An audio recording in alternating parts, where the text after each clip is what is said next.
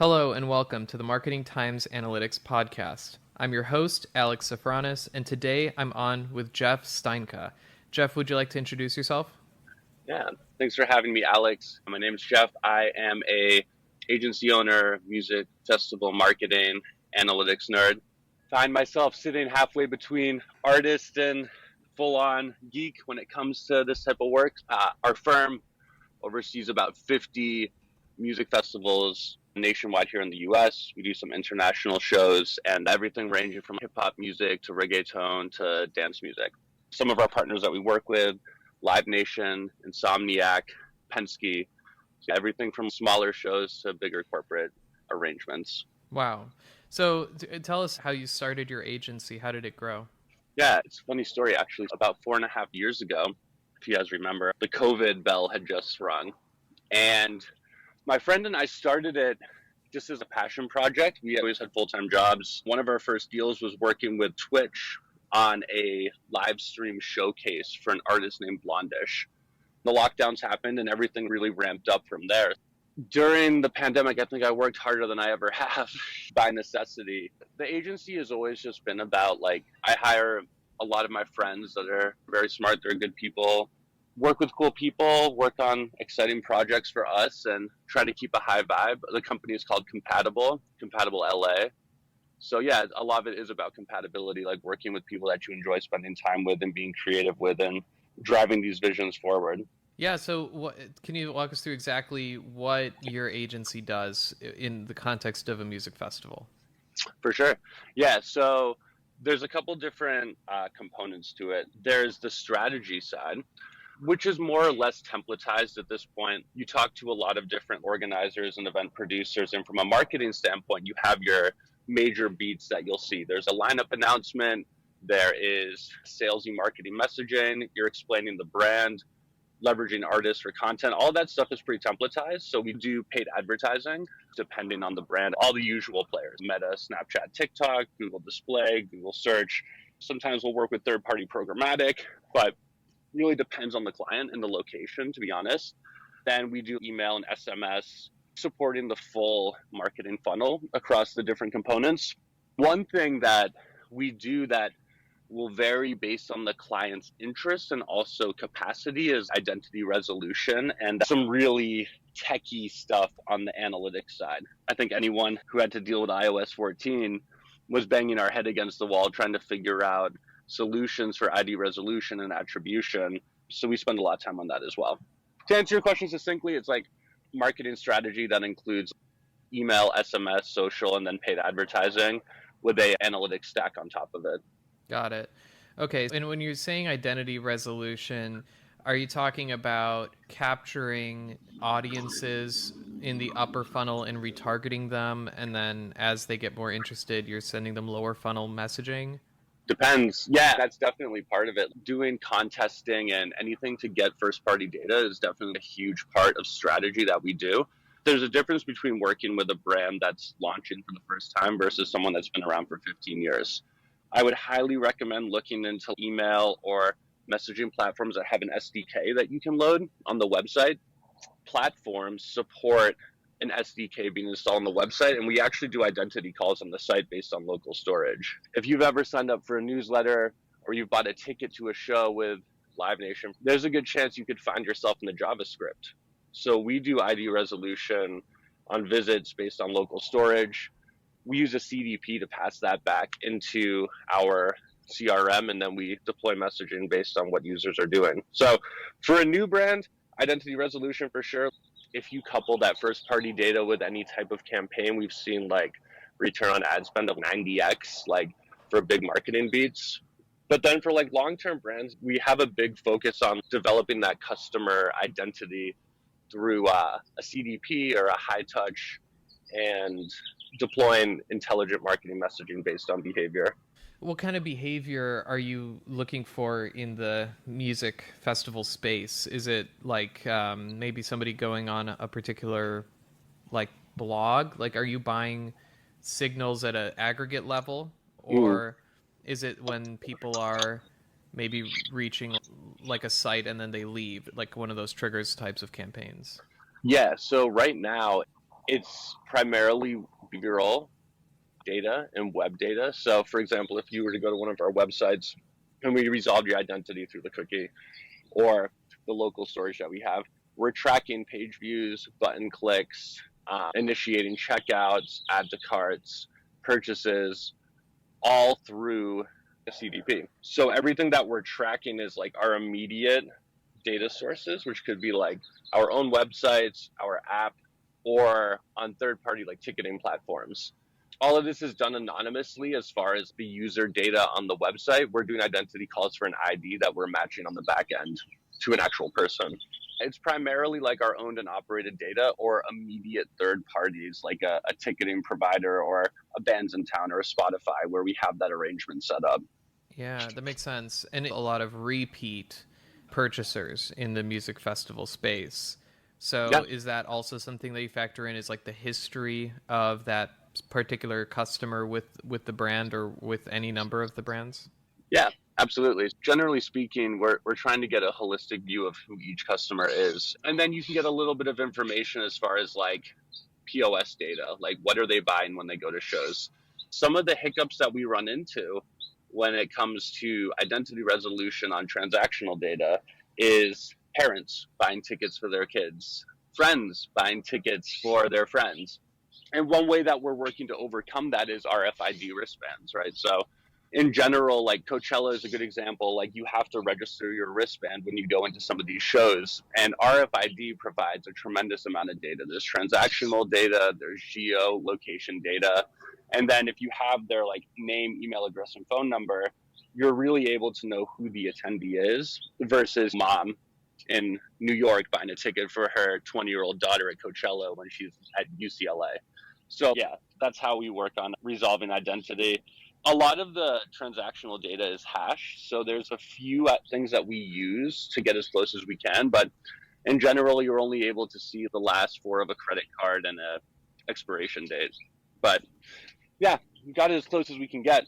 That's really interesting. So I'm curious, when to go back to the example of the mom buying the ticket for the daughter to Coachella, would you then want to target the daughter or the mom? In an ideal world, that's when connected TV comes in, right? You drop them in the same house.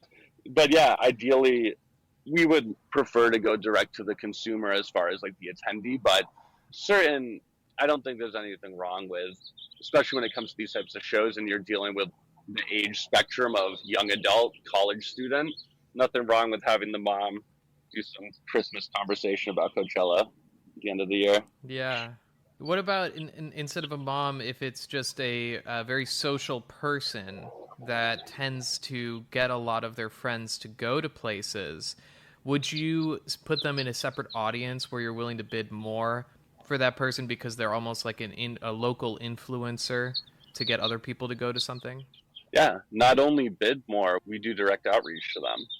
So we'll reach out to people where we see they're doing a lot of transactional purchases and have them as influencers, to your point. We do some type of ticketing exchange or work out some type of arrangement. The biggest way to know these people, by the way, at music festivals is the totems. So I don't know if you've ever been to a big festival, but there's people that carry the flags or the big sticks. Those are generally people that bring 20 to 30 friends with them, and they need that totem to find each other, right? It's a way to know who some of the more influential people in the crowd are. And we reward those people in general. Tickets, content, all that stuff. And different companies have different affiliate programs too. So when you identify people that are influential in the space, you can offer them complimentary tickets or you can give them cash benefit based on GA4 data when you're using an affiliate link. So there's a lot of ways to go about it. Can you say more about cash benefit data? Yeah, for sure. So let's say you wanted to come to Burning Man and I was selling tickets and I gave you a unique link with a UTM parameter. It's basically like an affiliate deal. If you are able to sell 100 tickets and we have a 10% cash back to your code and the tickets are $1,000, that's 100 grand. And then 10% of that would be 10,000. So you make $10,000 to basically bring all of your friends with you to a show. And that's all trackable through a UTM link, for example. A lot of shows and events started with flyers and posters. It started with all those guys standing outside the club with the physical paper flyers. That's not dead. It's just been digitized. The whole culture has shifted into more of a digital space. The text message has turned into a DM on Instagram. Do you work on maximizing lifetime value? I know you mentioned RFID tracking and tracking purchases within the establishment. Mhm. Do you seek to maximize that by targeting more people? Yeah, there's a couple ways that you can generally go about it. So, depending on how defined the data set is that you're able to access, there are opportunities to evangelize attendees further with brands. So, if you know that someone, based on RFID, for example, showed up when doors opened and they left when doors closed, and they bought merch and they did a VIP upgrade and they have been there all 3 days the entire time, you could deploy messaging offering them a complimentary ticket to the next show. Or some of the brands that I work with have a private membership club where when you attend numerous festivals per year, you get access to this club where free drinks, secret shows from live bands or DJs, and we promote that as a way to drive further LTV for each of our customers, right? Having a loyalty or membership program really helps, but you have to have the processes in place to track those behaviors in the first place. That's very interesting. So I'm curious, when you're doing targeting, are you doing holdout groups to measure incrementality in your marketing? Nope. We're actually, so across all of the projects, we have different measurement models based on platform specific, right? And we've done some incrementality tests using, for example, but I have my qualms with advertising attribution in general. It's been a frontier that I was willing to die on for years after iOS 14, once I really realized what was happening. There's a couple ways we look at it. So with the CDP, you can actually get pretty close on the attribution level to understand the real purchase journey and how long it takes for a customer to convert and what those touch points really were. I think Google Analytics and some of these other tools solve about 40% of the problem, but because the data is anonymized, it's very hard to truly group it all together and get a clear look at it. There's a new platform that we're working with called Indicative. Particle acquired them, that has given us an environment to be able to test that type of work in. I am just hoping that we have enough quantitative data and identify profiles where measurement actually is something that I can look at and make conclusive decisions on in regards to big changes in the way we do our marketing campaigns. As for right now, we've done some MLM stuff with Meta. I just don't trust the advertising networks, any of them. So yeah, Hmm. we're working towards a model where we can. It's crazy if you even look at, so there's a tool that identifies the amount of bot traffic on programmatic and social. And it's crazy. It's 30% sometimes of just not real traffic. And I don't want to be like controversial. And we use it for our campaigns too. So that's one thing that we do for our clients is like when we're running campaigns, we're very upfront and we're like, hey, the way we're targeting this particular interest group in this city seems to be getting like 20 to 30% of the traffic is it's not real. Hmm. So we'll try to make adjustments in real time, but there's a lot of wasteful spend that goes into that. I'm sure you're familiar, like programmatic is one of the biggest culprits because there's so many bots on the internet. I don't think it's because of the advertiser. What I think it is like the websites have bots scraping the site and driving up the amount of users that are going to the website to make it more appealing. No, that's great and very important to talk about. And I think it particularly affects you in the music space because there's reselling of tickets. And so Yes. the bots are trying to just grab tickets so that they can resell them. And I know there's recently been a trend of not allowing people to resell tickets, but only through certain platforms in certain approved ways. That's a tricky So one. I guess, that, Yeah. yeah.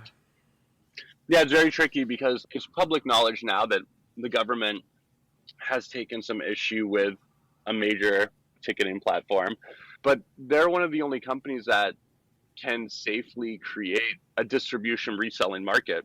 You have StubHub and you have some other sites that are doing it, but if you can keep the tickets in the same ecosystem where users are able to confidently transfer a ticket within the same platform without it exchanging hands between different people, and it's automated, for sure. And I think that Live Nation is doing a great job. The Fred Again show that they had here in LA, there's 88,000 people in the queue, but it was the first time that I could tell that these companies were being very prescriptive about bots and throttling traffic, and I think they did a great job. Where there's been a lot of controversy in the past because bots are a real issue. So I'm just doing a call out on that because even though I waited 20 minutes to get a ticket, which I'm not used to, I was still really happy with the measures they put in place. I even got banned on one of my devices because I opened another window within the same browser and they thought I was a bot. Yeah, it is a big problem. There's like the whole Taylor Swift fiasco that happened where the White House got involved, and I think they're doing everything they can. It's almost like a battle of cybersecurity at that point where you have hackers and people running bot engines versus corporations that have data science teams that are meant to battle this. Where there's money, there's challenge, right? Yeah, that's so interesting. Yeah, you're in a high demand space. Is it a very profitable space, the music event space? Because there's a lot of demand for it, but what about the operating costs? I know there's insurance and the venue rental and all of that. You have to pay the artists. At the end of the day, is it a strong business? Yeah. So it definitely can be extremely lucrative, but for anyone listening that's, I want to throw a music festival, I warn you, usually like 1 to 3 years, you're bleeding. Like, I can't name names, but I've worked with a lot of first year festivals too, and I always try to manage expectations. Like, unless you're Fire Festival, where you do marketing before product, it's very hard. The margins are not necessarily great for a lot of shows, and I think part of it is part of the promoter mindset. Like, I have been throwing parties in LA for 12 years on my own. And I'll let you know, as the planner, the moment you break even before a show, you're like, how can I make it better? Because you're just investing into the business. It's almost like every event is its own little company, right? You spend 6 months working on it, you launch it, goes for 24 hours, and then you lick your wounds or you celebrate. Most companies keep pretty narrow margins because they're always thinking long term and trying to reinvest for the future. So if you're making 10 to 20% on a show, that's fantastic. That's really great. 10 to 20%, depending on the show, could be anywhere from $10 million to 100, right? So it just depends on the scale. Like, for example, Insomniac just did 500,000 people across 3 days in Las Vegas. Dollars. And that's the cool thing, man, is it also benefits the community. It's good for the culture. I think people, the reason I even do this in the first place is because, like, when I was 17, I went to a show. I saw Daft Punk in Las Vegas when I was in high school. I flew out, I snuck away from home, and I took a flight, and I went inside.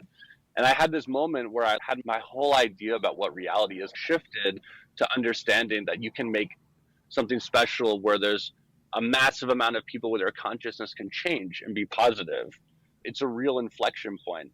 And I think that's really why I love it, is because people can feel comfortable in their own sexuality, their own identity. They can feel safe there. They can express themselves. You can enjoy art. And it's really one of the only things where you're selling a product that people come to. For example, you're buying something on Amazon or you're buying a dope hoodie on a website, it gets shipped to you and you receive something.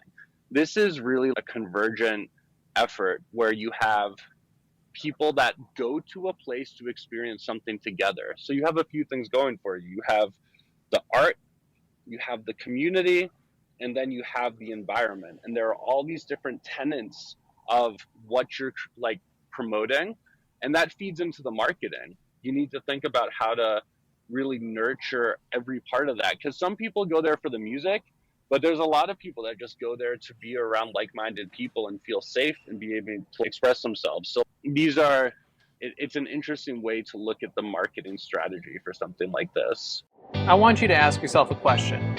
How much of the data that your business collects is actually used to drive contextual marketing campaigns?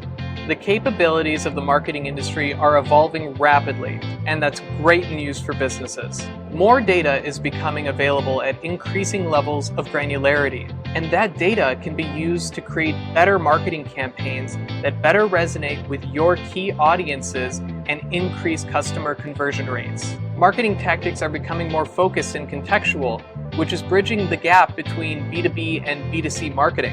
At the end of the day, we're marketing to individuals, whether they're buying on behalf of a business or whether they're buying a product or service for their home.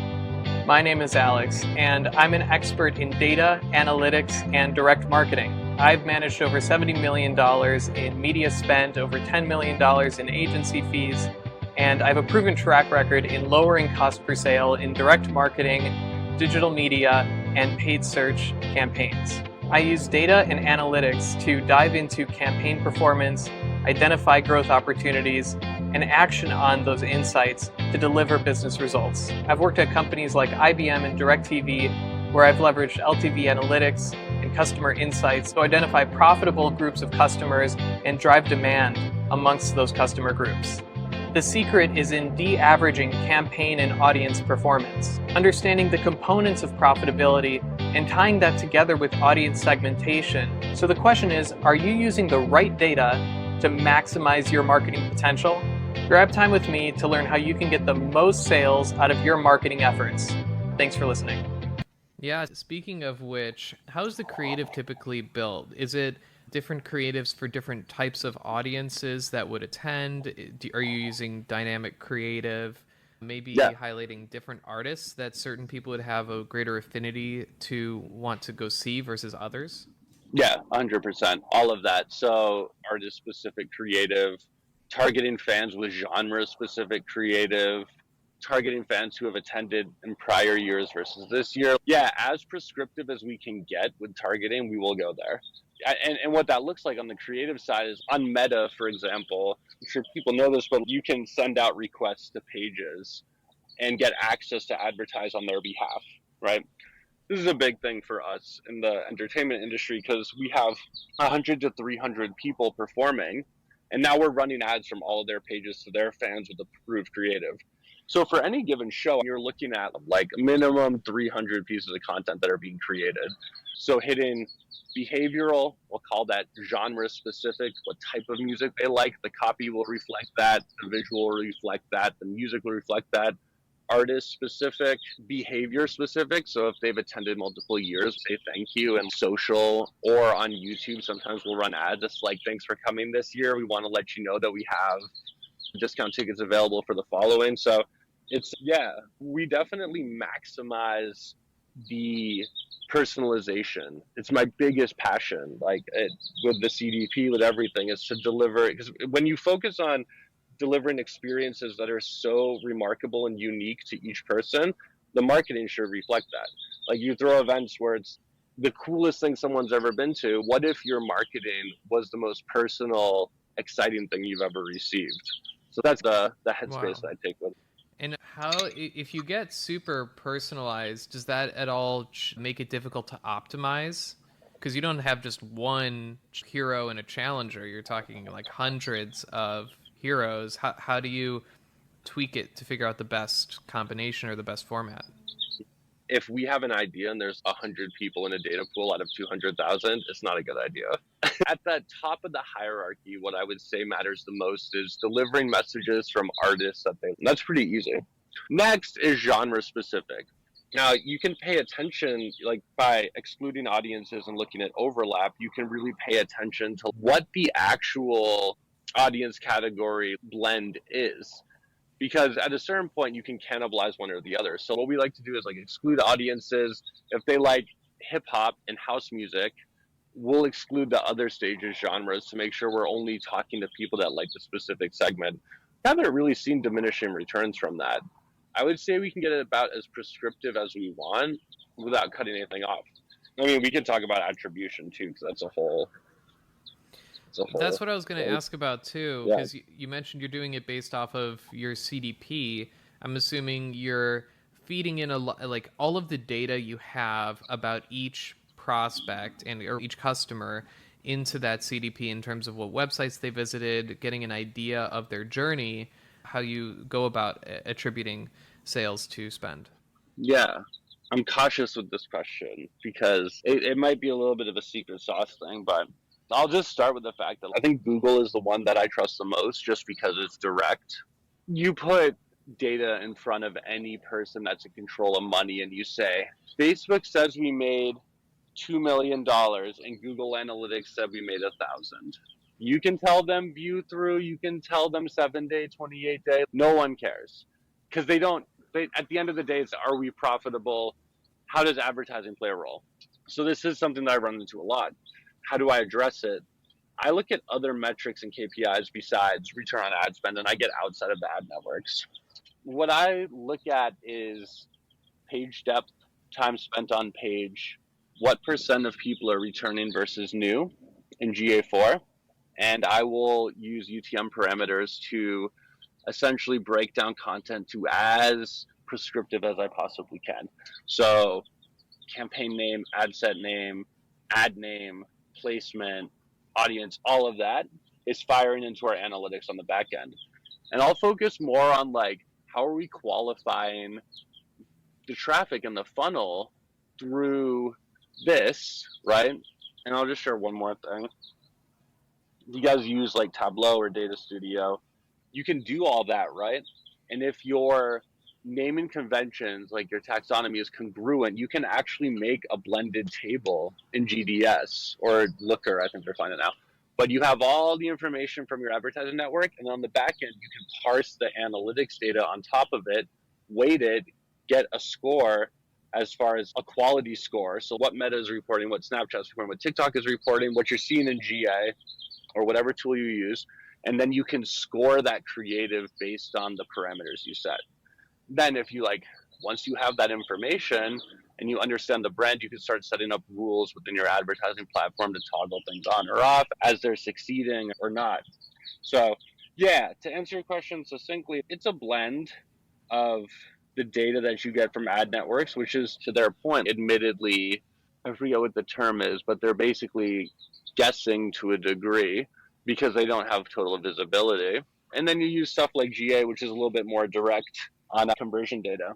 But yeah, I'll generally look at the amount of time there's, because you're sending people directly to a product page, right? So you're looking at the amount of time users are spending on the page. That alone will qualify someone a bazillion times more than a low CPC.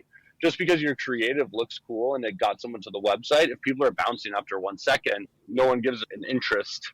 But if they're spending 2 minutes on the site and you've got creative and you find that one piece of creative where they're going 3 steps into the funnel, they're spending 2 minutes on the website, I would put that above any CPC, CTR, any of that stuff. So that's really how we do it. That's really interesting. So yeah, you're de-averaging and a lot of the results, and you're looking at all of the different data sources and trying to make sense of where is the quality traffic coming from, and you're optimizing on that. When it comes like, especially like top of funnel, right? Yeah, that's it. And it's working. I think I've been in the trenches for the past couple of years. I feel like a lot of people really rested on their loins when it came to the Pixel. And when iOS 14 happened, I knew at the time because I was running my own agency, and all of a sudden I had 8 clients where the CPA tripled and there weren't sales being logged on the back end. And they're like, Jeff, what did you do? I'm like, Apple did this. And I completely redid the way I approach marketing is completely different now.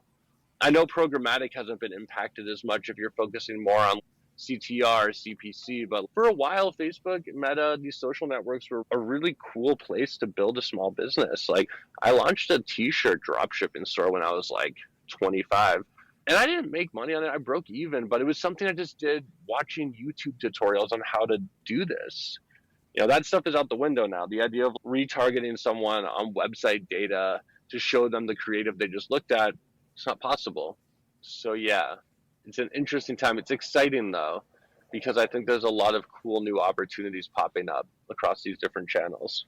I'm curious about how you see marketing for music festivals evolving in the future. Do you think we'll be using any new tactics? What do you think are going to be some changes to how you're doing marketing in, let's say, 5-10 years from now?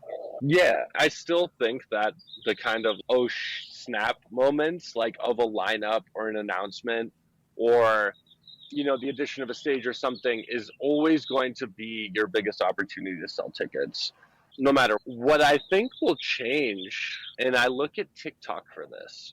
I look at TikTok on the UGC side. On the UGC marketplace, it's like one of the fastest ways that people are buying products. I have a lot of Gen Z friends. They're buying different things from TikTok that are being recommended to them with organic content from influencers.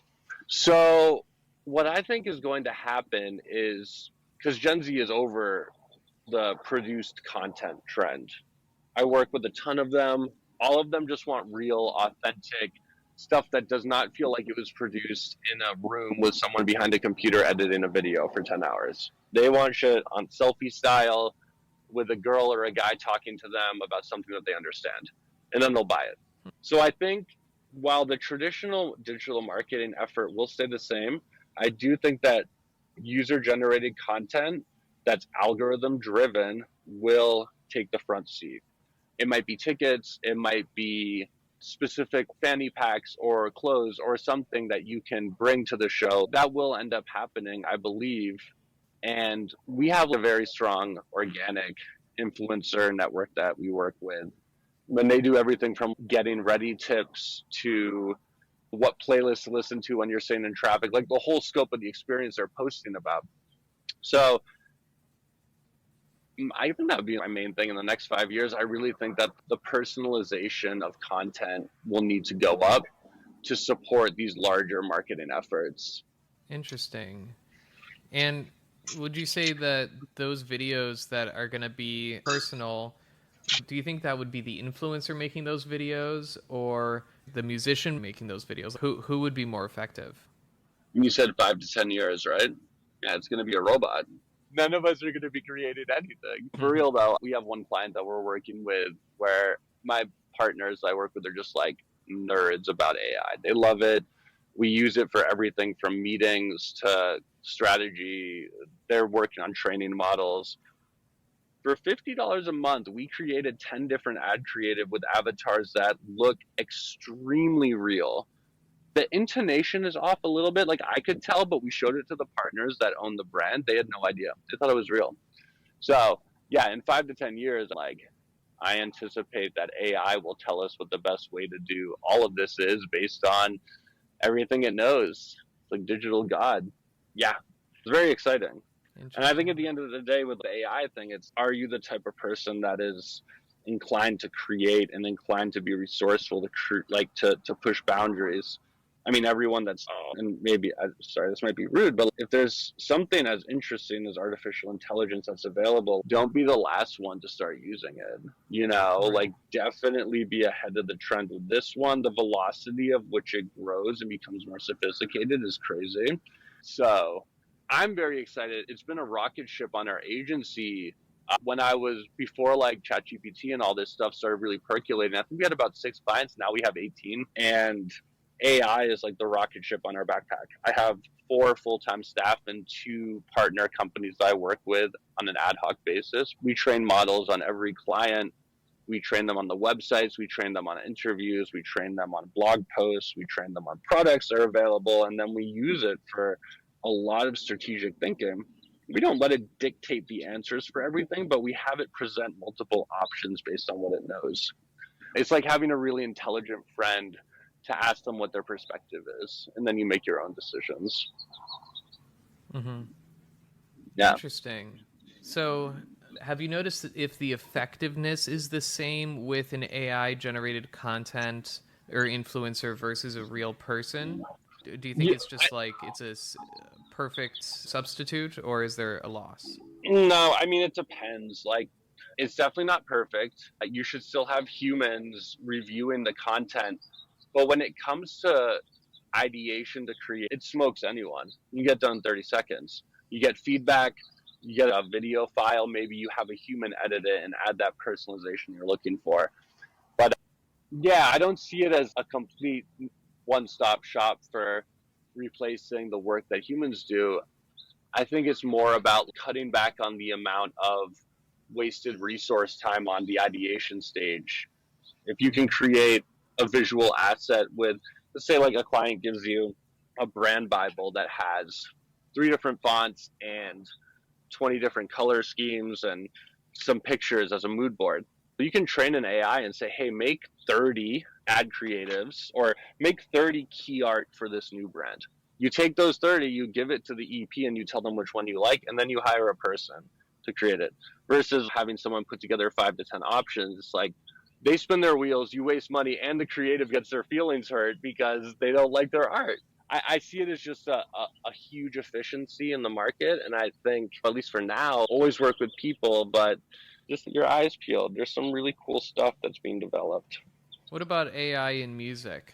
Do you think that's going to be used? That one's more scary to me. I'm not currently like a musician. I don't try to make money being a musician. I pray for those who do. It's extremely challenging. It's very hard to make money just producing music by itself. Yeah, I think we have a real problem there. When you listen to a song that's created by a guy in a Ghostwriter 101 and he's got a Drake and the Weeknd song pop up and go viral, um, I'm not worried for the labels. It's the opposite. I think once labels realize they can just create shit and sell it and make money without humans being involved, that's a big concern. That screws the creator over a lot more. That one's a tough pill to swallow because artists and creatives are already dealing with so much. I have a lot of friends that produce music. They have to create social media content. They have to do marketing. They're doing design. That's the hardest entrepreneur. You're doing like 15 things and you're creating art and hoping people like it. AI and music, mixed bag for me, man. Unfortunately, usually power corrupts once money is involved, and a lot of labels are probably going to start leveraging technology instead of humans. Yeah. Could you ever see like a robot, like a Tesla bot DJing at a EDM festival? 100%. It's already happening. So it's Miko, Japanese singer, and she's blowing up. Japanese anime singer, pop star. Hatsune Miku. So look this up. Hatsune Miku is a computer program that's been around for 10 years that writes pop music. And they sell out shows. She just played at Coachella. She's a hologram. And it's a computer code that writes her music. And it's pop music. And they have a band that plays with her, but it's not a real person that sings. It's this hologram like the Gorillas. And they sell out shows. They'll move 25,000 tickets to watch a hologram dance on stage. Hatsune Miku, yeah, it's a big thing. So yeah, Wow. totally. And I don't want to be all gloom and doom. There's probably going to be an incredible revolution of art that happens. Some of the AI generated art on Instagram, it's amazing. But if we didn't have to worry about corporate interests and greed and money, I would say AI is the best thing that's ever happened to us. But because of the fact we're dealing with a vulnerable group of people who are artists, which is literally the most innocent, authentic thing you can create and the hardest to make money on, unfortunately, it's a bit of a predatory environment. I know there's a lot of labels that are trying to do better, but Gwyn and several others that are working to find a more economical and fair playing ground for artists, but it's hard, dude. 14 million streams, you make 50 grand on Spotify. You know how hard you have to work to make 14 million streams? Like, it's extremely challenging. So the other thing, just the last thing I'll say on AI is like, perhaps it will help unearth more opportunities for how to make money creatively. There was a big bump with the NFTs and using the blockchain to drive more revenue to artists. That was amazing. It was a bit of a bubble. A lot of people laundered money. Now it's like, why'd I pay $1 million for a monkey picture? But we'll see what happens. How has streaming music like Spotify and so forth, how's that changed live event attendance? Do you think it's increased it? Yeah, for sure. The distribution of art. When I was a kid, I would go to Strawberries or Newbury Comics and buy CDs, right? It wasn't very accessible.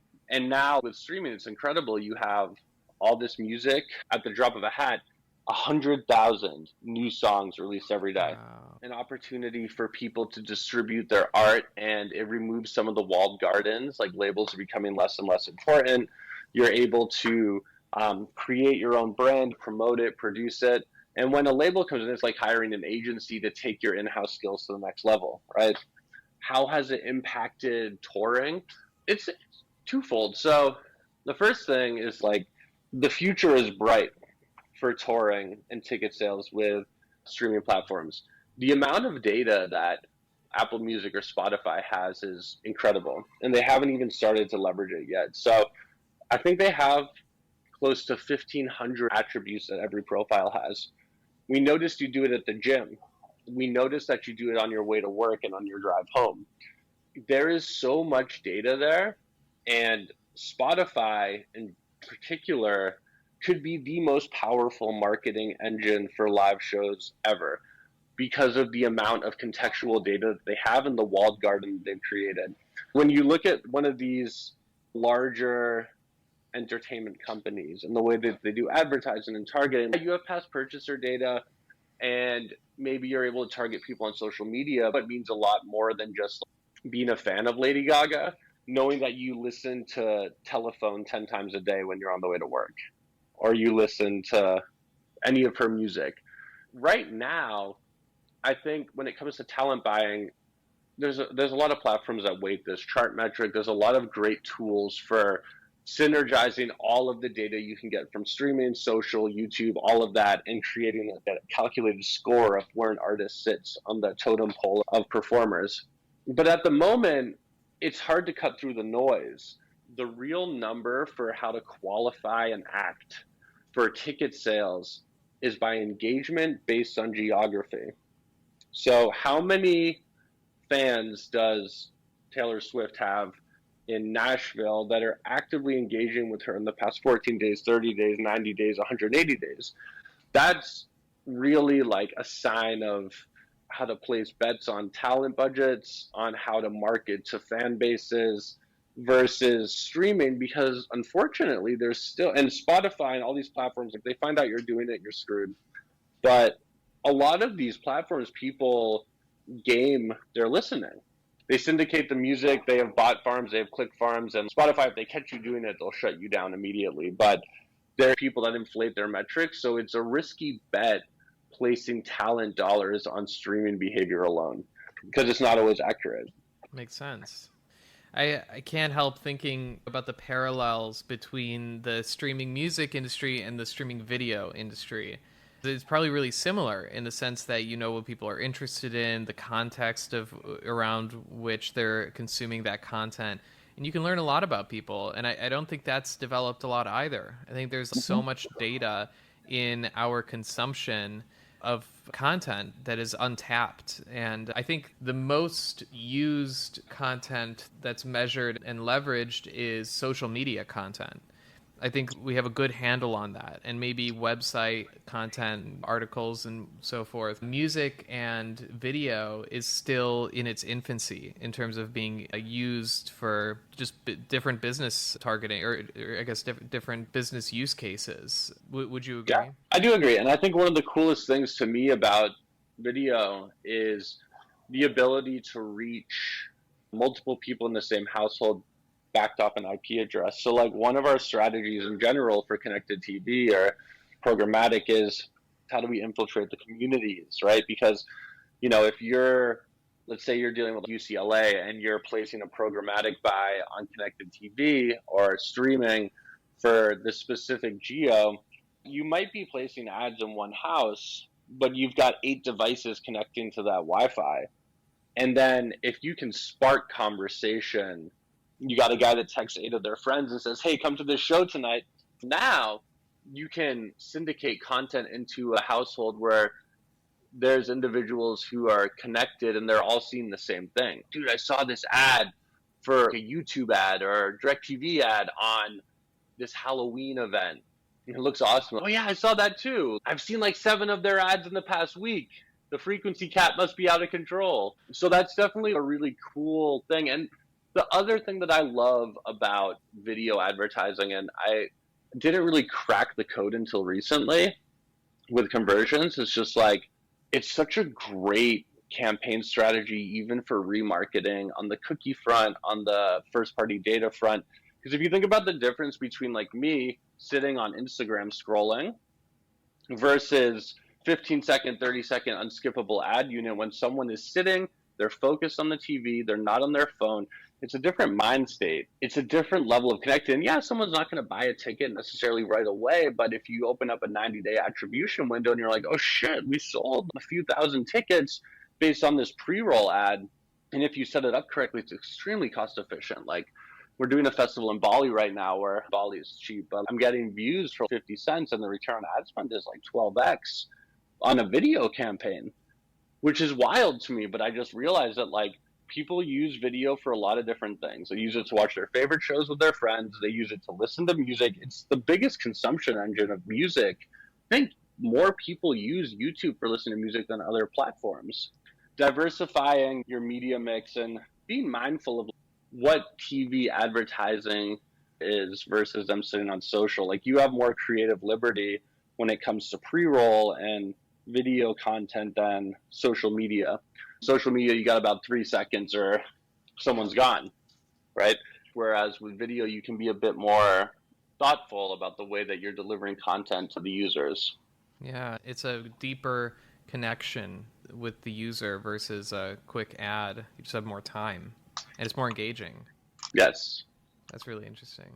Yeah. I mean, it plays a big role in our media mix now. Like, no matter what, we're doing video advertising for our first party data, any of the signals that we've tracked through IP address, we're downstreaming to the CDP directly into different programmatic departments. And at a minimum, I would recommend using TV for website traffic, like retargeting people that visit your website. That's one of the places where we haven't been kneecapped as much. We will be, once the cookie goes away a little bit, but it used to be a bit of an afterthought.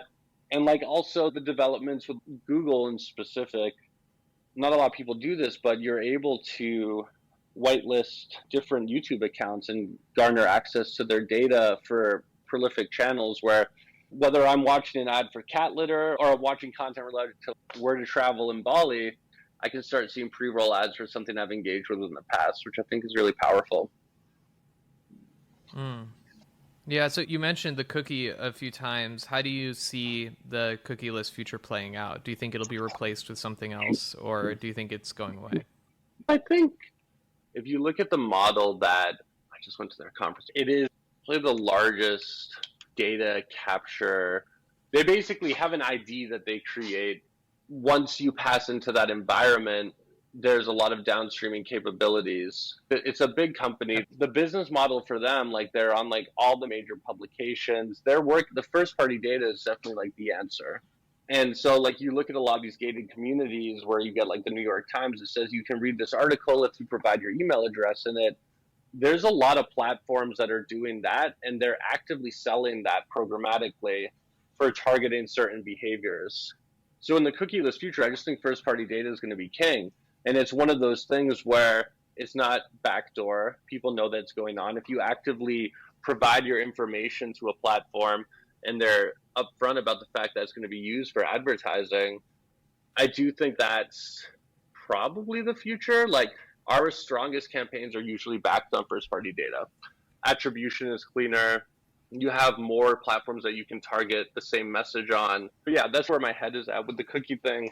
The cool thing about the ecosystem of advertising is the moment regulations get put in place, you've got hundreds of different companies trying to beat it. Staying on top of the different platforms that you can use to get around the regulations in a legal way, that's my take on it. And luckily, it's like old school e-commerce too. If you're a restaurant that wants to bring in more visitors, you offer like a 10-person dinner, you garner a couple thousand emails. One of them wins, but everyone gets an email saying, hey, you get 20% off your next bill here at the restaurant with this coupon code. Doing things with compliance, using first party data, tuning that data to some type of identifier that can be fired in the JavaScript on the website to track behavior in a compliant way is probably the mousetrap that I think is going to help bridge the gap here. Any company that has where you have local storage and you can fire an ID into the JavaScript and resolve the identity and then use it for different marketing efforts, it works well for us. Yeah, I almost feel like the cookie was free, right? Like you got to who somebody is or what they've been up to. And I feel like this is a move, Ties, to further monetize a person's traffic history. Like now we can still share what the person has been up to, but you have to pay for it. The company owns that data and they're selling it versus picking it up for free. Would you agree with that? Yeah, absolutely. 100%. It's almost like maybe that's what the lobbyists were after. And maybe they were like the big conglomerates that were like, people are getting all this data for free. What if we made it illegal to share that data for free? But you could sell your own data to us, like all the individual companies could sell their data to the big conglomerates, and then they could sell it as a package of, hey, here's all the data that previously you could get for free. Yeah. Oh, agreed. Big picture. It's interesting. I'd never thought about that before. Yeah. It's killing me. I wish I knew the name of this company. They're huge. I just can't remember it off the top of my head. It's similar to Axiom. So we use Axiom for enrichment. It might come to me during our conversation. If it does, I'll shout it out. But yeah, I think that's the thing. Like, we lean heavy into any type of first-party data capture. You know, with festivals, we have the benefit of having major marketing beats where you can save money for something that people want to purchase if they give up first-party data, first name, last name, email address, phone number. So that's definitely where we see it going. And like the emergence of SMS marketing, if you're not doing SMS marketing, I'd highly recommend it. We see a conversion rate that is extremely competitive with email, with basically like a quarter of the volume. Just on the baseline, you're looking at like the open rates of 90% on SMS versus 10 to 30% on email. Click-through rates are through the roof. And then as far as like conversion data, it's also very compelling. The companies that do it really well, they develop a brand identity with their users, so it's not spam, but it's fun. And you feel like when you do it really well, you feel like you're getting a text from a friend. That's definitely something to pay attention to. That's interesting. Yeah.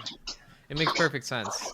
Email has a really strong incremental effect where you can drive people not necessarily to close from that email, but you're driving awareness and you're able to reach somebody several times when it's relatively low cost.